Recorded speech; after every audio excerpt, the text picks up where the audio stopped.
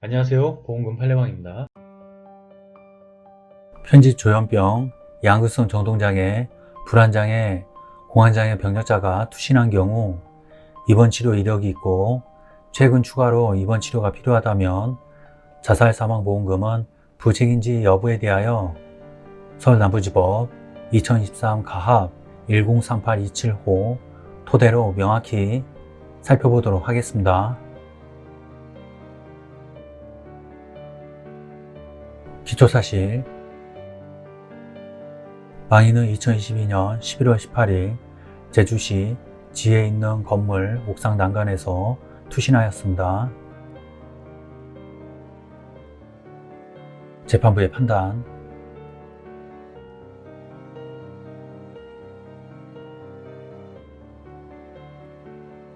쟁점. 망인의 사망 당시 심신상실 등으로 자유로운 의사결정을 할 수 없는 상태에서 자신을 해친 경우에 해당하는지 여부. 망인은 심신상실 등으로 자유로운 의사결정을 할 수 없는 상태에서 극단적인 선택을 하여 투신하였다고 인정함이 타당합니다. 상세한 이유는 다음과 같습니다. 이 사건 사고를 조사하였던 제주동부경찰서는 2022년 11월 24일경 제주지방검찰청에 수사지휘를 요청하면서 변사자가 어릴 적부터 간질을 앓아왔고 조현병이 있어 현재까지 지속적으로 정신과적 치료를 받아왔으며 따라서 망인은 자신의 신변을 비관해 추락한 것으로 추정되고 변사자의 사망에 타살 등 범죄 혐의점은 없다는 취지의 의견을 제시하였습니다. 이에 망인에 대한 타살 가능성에 관하여는 더 이상 조사가 이루어지지 않은 것으로 보입니다. 제주특별자치도 경찰청 검시조사관 I가 2022년 11월 18일 작성한 변사자 조사 결과 보고서나 H병원이 같은 날 작성한 사체 검안서에 의하더라도 망인은 다발성 늑골에 의한 외상성 혈기흉으로 사망한 것으로 보일 뿐이고 그 밖에 망인이 타인에 의하여 추락사하였다는 점을 의심할 만한 기재를 발견하기 어렵습니다.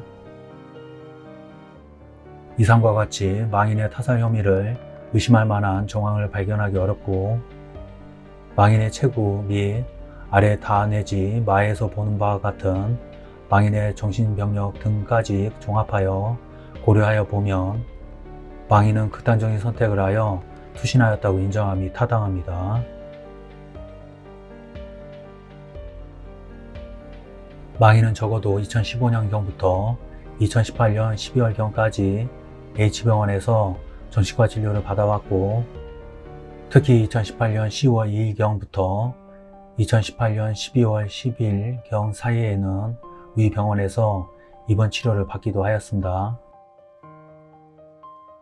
위 병원에서 작성된 2017년 6월 26일자 망인에 관한 재진기록지에는 진단은 양극성 장애이나 조현병으로 보아야 할 것 같음이라는 취지의 기재가 있고 2017년 7월 7일자 망인에 관한 재진기록지에는 누가 다시 나를 해칠 것 같이 무서웠다라는 취지의 기재가 있으며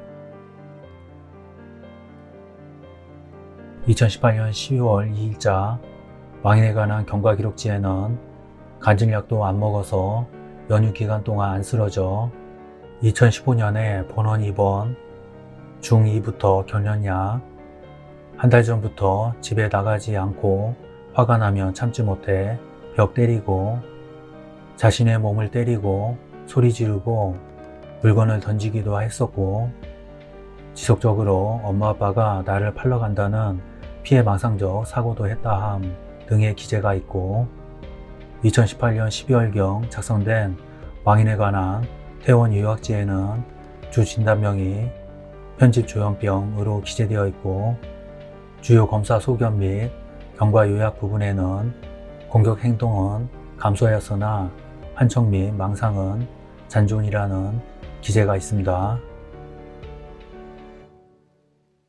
뿐만 아니라 망인은 늦어도 2017년 8월경부터 사망 시점에 근접한 2022년 10월경까지도 제2정신건강의학과위원회에서 미분화형 정신분열병, 조짐이 없는 편두통, 약물 유발 2차성 파킨슨증, 상세불명의 양극성 정동장애, 불면증, 난치성 간질을 동반하지 않은 전신성 특발성 간질 및 간질증후군, 상세불명의 불안장애, 공황장애 등에 관한 진료를 받아왔는데 망인을 진료하여 왔던 우리 병원 의사 K는 2023년 1월 10일 망인은 2015년경부터 망인이 사망하기 직전 무렵인 2022년 10월경까지 H병원에서 입원 치료와 통원 치료를 지속적으로 받아왔고 집중적인 치료로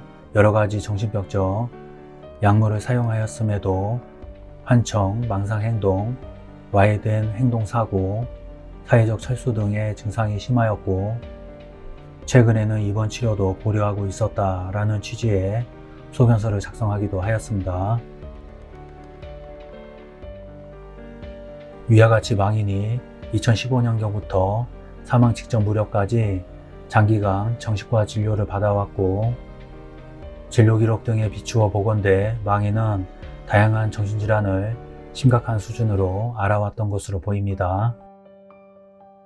이상과 같은 상황에 비추어 보면 망인은 사망 당시 다소간의 우울증을 앓고 있는 정도를 넘어 심신상실로 자유로운 의사결정을 할 수 없는 상태였다고 인정함이 합리적입니다.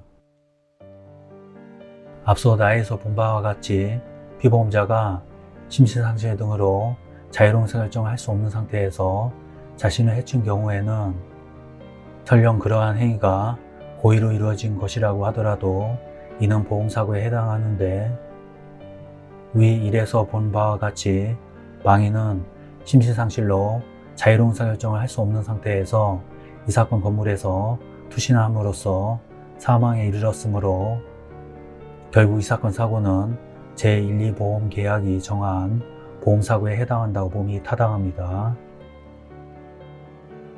결론적으로 보험회사들은 보험 수익자에게 상해사망보험금 및 재해사망보험금을 지급할 의무가 있습니다. 마치겠습니다.